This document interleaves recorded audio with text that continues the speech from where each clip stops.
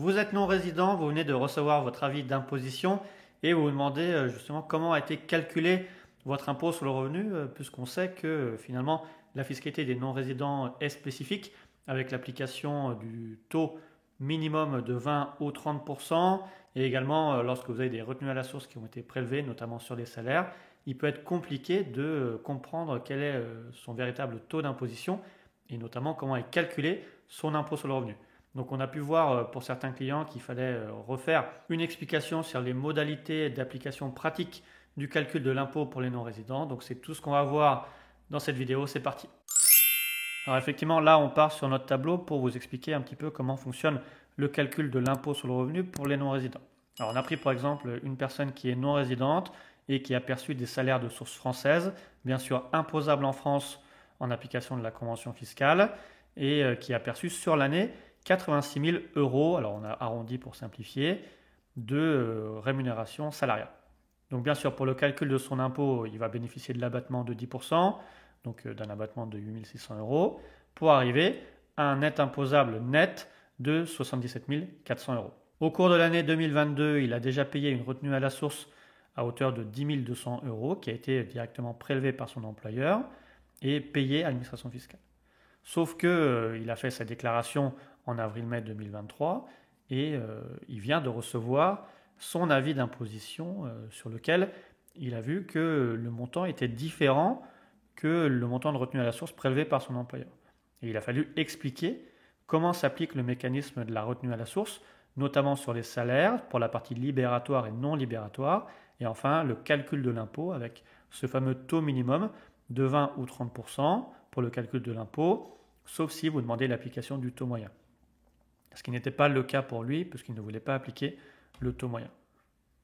Donc, pour reprendre le calcul de l'impôt, lorsque vous avez des salaires et avez fait l'objet d'une retenue à la source en France, il faut savoir que déjà une partie de la retenue à la source qui a été appliquée sur vos salaires est libératoire pour le calcul de l'impôt sur le revenu de votre foyer fiscal.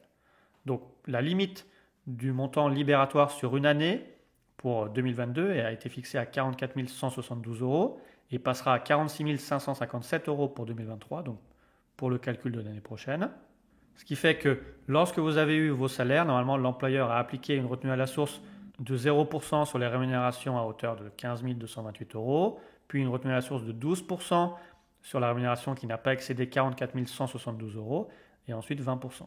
Mais comme on l'a dit, cette retenue à la source est libératoire pour la partie inférieure à 20%. Donc jusqu'à 44 172 euros, soit 46 557 euros pour 2023. Et ce qui fait un montant d'impôt de 3 473 euros sur la partie à 12% qui est déjà libératoire pour le calcul de l'impôt. Et qui dit libératoire dit qu'on ne doit pas prendre ce montant de 44 172 euros pour le calcul final de l'impôt sur le revenu des non-résidents. Donc pour l'application de ce taux minimum de 20% ou 30%. Donc ce qui fait que ensuite on a une fraction des revenus qui va être non soumise à l'impôt sur le revenu pour la partie retenue à la source libératoire. Donc on a bien les 77 400 moins les 44 172 euros. Donc c'est-à-dire qu'il y a seulement 33 228 euros qui va être soumis à l'impôt sur le revenu en tant que tel, en sachant qu'on a un taux minimum de 30% qui s'applique si votre rémunération va dépasser 27 478 euros sur l'année. Donc ce qui fait qu'on applique un taux de 20% pour la partie de salaire inférieure à 27 478 euros, donc ce qui nous fait 5 495 euros d'impôt, et effectivement un taux de 30% minimum pour la partie qui excède 27 478 euros. Donc pour nous, on avait un petit reliquat entre 33 228 euros et 27 478 euros, imposé à 30%, soit 1 725 euros. Ce qui fait un total de 3 473 euros de partie libératoire, plus 5 495 euros qui est sur la fraction excédant 44 172 euros, mais ne dépassant pas 27 478 euros, donc on applique 20%.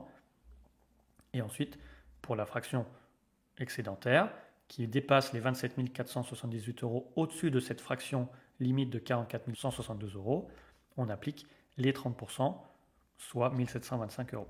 Donc on voit effectivement qu'il reste à payer 493 euros, alors que son employeur avait déjà prélevé 10 200 euros de retenue à la source.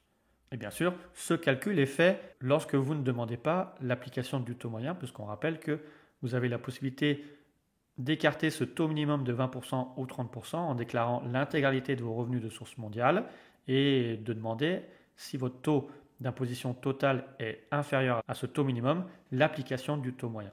Et si bien sûr vous ne l'avez pas fait, vous pouvez toujours réclamer l'application de ce taux moyen auprès de l'administration fiscale.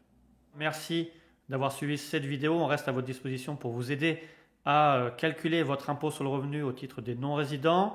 Vérifiez bien que votre impôt sur le revenu est bien calculé et si à défaut vous avez un trop payé qui a été calculé par l'administration fiscale, vous êtes toujours dans les temps pour faire une réclamation et demander un remboursement sur le montant qu'on vous demande de payer. Donc posez toutes vos questions en commentaire, likez, partagez. On vous dit à bientôt pour une nouvelle vidéo sur la fiscalité des non-résidents. Merci.